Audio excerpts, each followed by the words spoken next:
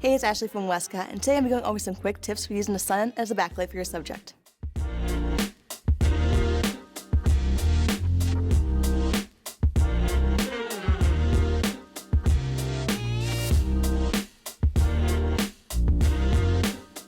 So before I get started, if you're new to our channel, make sure to hit the subscribe button and turn on bell notifications. That way you can be the first to know when we post new videos. Knowing how and when to use the sun as a backlight in portraits is a useful technique that any photographer should know, especially when working on location. Not only does it create a bright and glowy look to your portraits, but also when you introduce off-camera flash can create a really dynamic photo that give you the look of using multiple flashes while still only using one. Here are some tips to keep in mind when shooting backlit portraits. The time of day is probably the most important thing to consider when shooting backlit portraits. You want to make sure the sun is not too high in the sky, that way the light is behind your subject. If the sun is too high up, you'll not get that warm and glowy look to your photos. So you typically want to shoot early morning or late evening when the sun is closer to the horizon. Another thing you're going to want to keep an eye out for is that a lot of times when using the sun as a backlight, the sun can create a lot of unwanted flares. And there are many ways to fix this, but the easiest is to use an object or your subject to block the sun from hitting your lens.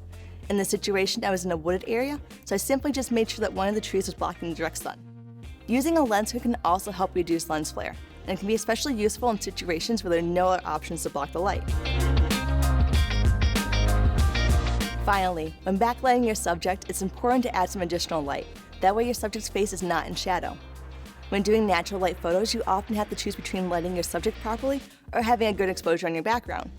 This is especially the case when backlighting your subject. Adding in additional light can help you have full control over the look of your image, and you can do this in multiple ways. You can either use a reflector or fill flash. My favorite is to use off-camera flash. In this case, I chose to use an FJ200 battery-powered strobe, and I modified it with a 43-inch deep silver umbrella, and I also added the optional diffusion cover to the front.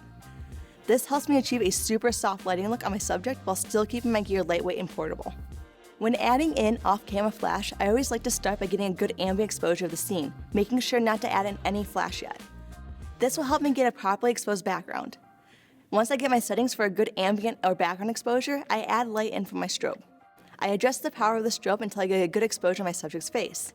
Adding in the additional light can still allow you to keep that intended look of a backlit portrait, but also adds more clarity to your image by adding a catch light to your subject's eyes but also brightening their face.